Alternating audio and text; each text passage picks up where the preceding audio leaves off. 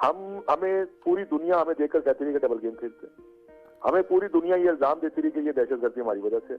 हमने एक लेवल तक तो तालिबान के साथ एंगेज किया, लेकिन हमारे जितने दोस्त इंक्लूडिंग अरशद शरीफ जो अफगानिस्तान गए थे जब काबुल गिरा था, आप उनके जरा ये उनसे पूछें कि तालिबान पाकिस्तानियों के बारे में सोच ये कह रहे हैं कि वो तो सबको पूरा वो पाकिस्तान से ज्यादा वो हर एक को पंजाबी समझते हैं, और वहाँ पे पंजाबी होना आपको पता है बहुत बड़ा इशू समझा जाता है, गाली समझी जाती है।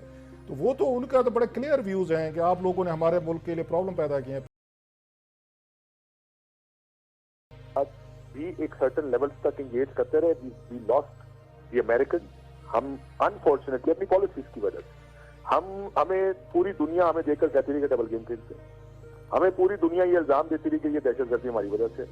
हमने एक लेवल तक तो तालिबान के साथ एंगेज किया, लेकिन हमारे जितने दोस्त इंक्लूडिंग अरशद शरीफ जो अफगानिस्तान गए थे जब काबुल गिरा था, आप उनके जरा ये उनसे पूछें कि तालिबान पाकिस्तानियों के बारे में सोचते क्या, जो सेकंड थर्ड फोर्थ की लीडरशिप है तालिबान की, they hate Pakistan, they hate Pakistani. क्योंकि हमने कहीं ना कहीं प्रेशर के अंदर हॉट परसूट भी किए, इनके खिलाफ कार्रवाइयां भी की, तो जो रिसीविंग एंड पर था वो पाकिस्तान को गाली निकालता था। हम जिनके साथ ऊपर लेवल पर एंगेज करते थे, जो बहुत लिमिटेड लेवल एंगेजमेंट थी हमारी, हमने सोचा कि ये जब आ जाएंगे तो पूरी तालिबान की हायरार्की हमारे बारे में एक ही बात सोचेगी, जो कि नहीं हुआ। और वो हमने रिफ्लेक्शन देखा जिस वक्त काबुल गिरा कि तालिबान, खासकर आप अरशद अल्लाह उसको जन्नत में जगह दे, he was also saying he should write a book, उसको किताब लिखनी मुझे याद है, मैं आपकी बात कह रहा हूँ, जब अरशद शरीफ, अदील राजा और अली उस्मान, इनको तो वहाँ पे तालिबान ने डिटेन कर लिया था। उस वक्त इनके लिए बहुत, इनकी ज़िंदगी के लिए बड़े मसले बने थे। अरशद ने और अदील ने बड़ा तफसील से मुझे ये बातें हम सब दोस्तों को बताई हुई, आपको बताई थी कि इनको डिटेन करके वो तो मारने लगे थे, बड़ी मुश्किल से इनकी जान बची थी उस वक्त भी।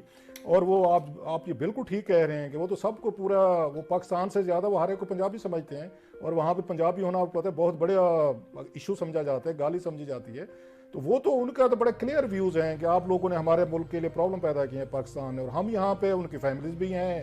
मतलब मेरे लिए वो हैरान कुन बात थी कि वो 5,000 खुद भी आ रहे हैं, उनकी 35,000 फैमिलीज भी आ रही हैं। ऑलरेडी जितने अफगानिस्तान में लड़ने वाले वो हैं, उनकी फैमिलीज भी यहीं पे हैं, अफगानिस्तान के अपने लोग भी यहीं पे हैं, उनकी फैमिलीज में भी हैं, और हम खुश भी हो रहे हैं। और वहाँ पे अफगानिस्तान में हमें बुरा भी समझा जाता है कि हम लोगों ने वहाँ पे उनके लिए मसाइल पैदा किए हैं, इश्यूज़ पैदा किए हैं। सर वो हमें लिबरेटर नहीं समझते, हमें तो वो समझते हैं कि वी आर पार्ट ऑफ अगर प्रॉब्लम नॉट सोल्यूशन। तो ये कैसी हमने यहाँ पे स्ट्रेटेजी रखी है और कैसे हमने यहाँ पॉलिसीज बनाई है? सर देखिए, मैं आपको एक दूसरी साइड देता हूँ।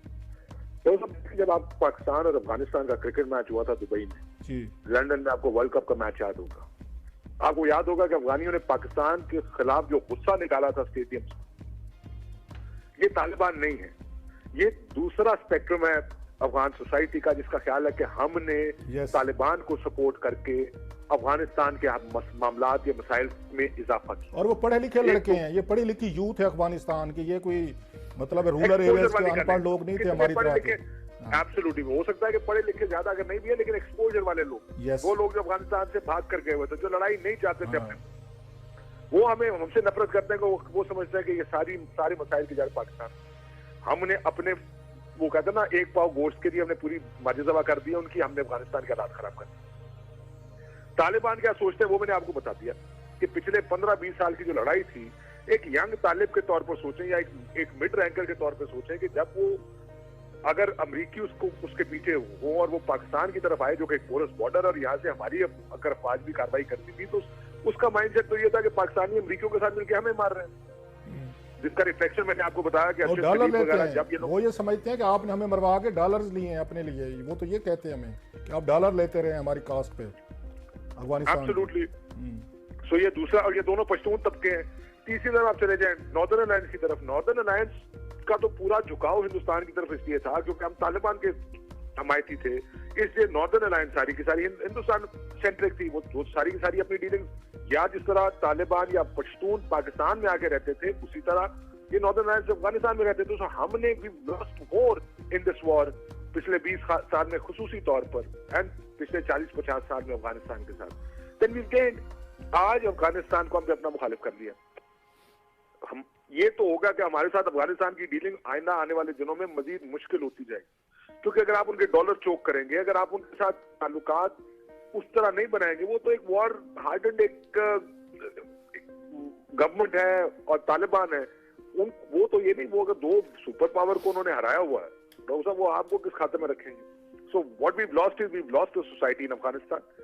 अब ये टीटीपी का मामला भी है, वो कहते हैं हम इनको अपने पास क्यों रखे, आप जाने, आपका काम जाने। अब ये 8,000 फाइटर कर लें, जो कि कहा जा रहा था, आज तकरीर में किसी ने कहा कि 8,000 टोटल फाइटर। इन 8,000 फाइटर्स का आप क्या करेंगे? How do you deal with them?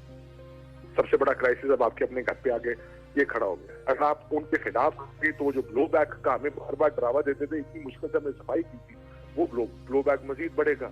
ये एक वाकया हुआ, इस तरह के वाकयात किस तरह जान छुड़ाई थी हमने। इस मुल्क में क्रिकेट वापस आ रही थी, इस मुल्क में बहुत सारा कुछ वापस आ रहा है, एक नॉर्मल सी लाइफ की वापस आ रही थी, और सडनली मुझे लगता है कि अब ये सारा का सारा एकदम मुश्किल में पड़ गया। आई होप कि ये वन ऑफ इंसिडेंट हो। आई होप कि ये वन ऑफ इंसिडेंट हो। अच्छा आई होप कि काशिफ, आपने बड़ा ये सिनारियो जो पेश किया है, it's quite frightening and understandable, कि जिस दिन यूई के यहाँ पे वो आ रहे थे तो यहाँ पर हमने देखा उसी दिन बहुत बड़ा यहाँ पे इंतजाम किया गया था, छुट्टी की गई थी, GF थंडर F-16 ने उनको आके सलामी देनी थी। बहुत बड़ा एक हम एक्सपेक्ट कर रहे थे कुछ आएंगे, पाकिस्तान को ज़रूरत है इस वक्त, कुछ अनाउंसमेंट करेंगे। इंडिया में $70 बिलियन से ज़्यादा यूई जो है वो इन्वेस्टमेंट कर रहे हैं, हम भी तवक्को करते थे। उनका इस वक्त आना पाकिस्तान के लिए बड़ा ज़रूरी था। उसी दिन उनका दौरा भी कैंसिल हुआ और फिर यहाँ पे पेशावर वाला वाक़या भी हुआ। सो जो बात आप कह रहे हैं, क्रिकेट गई यहाँ से, इसके बाद लोगों को आना बंद हो जाएगा, लीडरशिप नहीं है अगेन आएगी, तो वी आर एट द उसके डेड एंड। मतलब ये तो फिर वहीं बैक टू स्क्वायर वन हुआ है सर। इतने सालों के बाद 80,000 अपना बंदा मरवाने के बाद, फौजी शहीद कराने के बाद, फिर वहीं हमारा रोमांस हमारे उनसे कि कुछ नहीं भाई, लोग हैं हमारे अपने ही, मतलब गुमराह हैं, खैर है, इनके साथ सुलह करें, सफाई करें, इनको रिसेटल करें जनाब यहाँ पे, चाहे मालाकान सवात में कुछ भी हो जाए। नहीं, बिल्कुल यही बात है। देखिए मुझे खौफ आ रहा है उस वक्त से जब हम वापस पिछले या आज से 5-7 साल पहले के जो हालात थे कि IMF के वक्त से मुलाकात के लिए भी हमें दुबई जाना पड़ता था। मुझे उम्मीद है कि अल्लाह खैर करे कि हम वापस उस तरफ ना जाएं। लेकिन आज खालिद साहब की तकरीर बड़ी दिलचस्प भी थी और उसमें कुछ चीजें बड़ी मानी खेज भी थी कि अमेरिका के साथ हमें ताल्लुकात रखने तो चाहिए, पर उसकी हर बात मानने की जरूरत नहीं है। खबर ये आ रही है कि कहीं ना कहीं अमेरिकन पॉलिसी अफगानिस्तान के बारे में कहीं पाकिस्तान की जरूरत उनको पेश आ सकती है, और ये कहा जा रहा है कि हम कुछ अमेरिकन हेल्प की उनको शायद जरूरत पड़े ये अफगानिस्तान के लिए। वो क्या है, हम किस हद तक जाना चाहते हैं, मुझे एक इंडिकेशन ही लगी उनकी तकरीर की बात सुन के, जो आज उन्होंने अपनी तकरीर में कही है, we need to sit down, हमें बैठना चाहिए, हमें दोबारा रिव्यू करनी है अपनी पॉलिसी, हमें दहशतगर्दी के बारे में एक बड़ा क्लियर स्टैंड लेना है। हमने नेक्टा वगैरह बनाने की कोशिश तो की, लेकिन आपको भी पता नहीं पता कितना इफेक्टिव है। नहीं, नेक्टा में तो मैं आपकी बात काट रहा हूँ, वहाँ पे तो हमारे अल्लाह भला करे हमारे पुलिस अफसरान का, जो भी यहाँ पे जिसको डंप करना होता है ना, जो किसी बादशाह सलामत को पसंद नहीं आया, जी वो नहीं है, उसको नेक्टा भेज देता। जिसको सबसे ज्यादा होना चाहिए था, एक्टिव होना चाहिए था, नेक्टा बनाया इसी काम के लिए। जो निकम्मा नलायक उनका ख्याल है कि हमारे किसी काम का नहीं है, उनको नेक्टा में भेजते हैं। गाड़ियाँ वहाँ पे, फर्नीचर्स, बिल्स, बजट, नाम ही कहीं पे नहीं है नेक्टा का। नेक्टा किसी का काम था, एक आपने सफेद हाथी खड़ा कर लिया। हमारे पुलिस अफसरान जो हैं टॉप के, वो वहाँ पे बैठते हैं, आराम से मजे कर रहे हैं सर, वो अब 3-6 महीने गुजारते हैं, फिर पोस्टिंग लिए निकल गए। नेक्टा वाली बात तो आपको ठीक है, it is fail to deliver.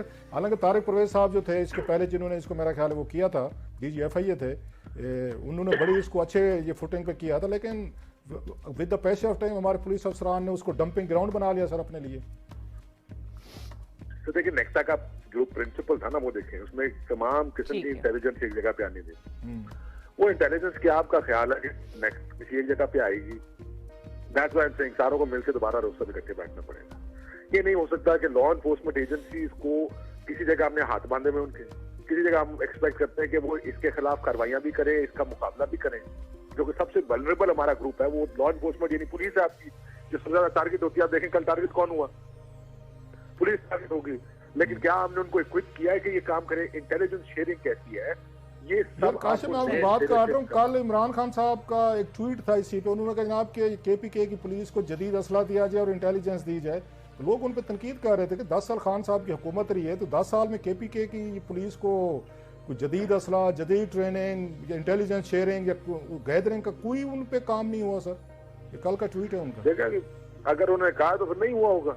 ये ट्वीट है सर कानून का। ये हमारी पुलिस जो सब भी हो, we deal with our police on a daily basis. देखिए खैबर पख्तूनख्वा की पुलिस, मैं सिर्फ आपसे एक सवाल पूछता हूँ, ये जरा पार्टी लाइंस को छोड़ के बात करें, क्या पंजाब की पुलिस या केपी की पुलिस जिस लेवल की पुलिसिंग आपको चाहिए काउंटर करने के लिए दहशतगर्दी, क्या हमारे पाकिस्तान की पुलिस को हमने उस तरह इक्विप करके ट्रेन किया हुआ? क्या ये वाकयात सिंध में नहीं होते, बलोचिस्तान में नहीं होते? बलोचिस्तान में पुलिस कहाँ है? वो नेवीज और खासदारों का सिस्टम है। क्या पंजाब की पुलिस, क्या खैबर पख्तूनख्वा की police, have we train any police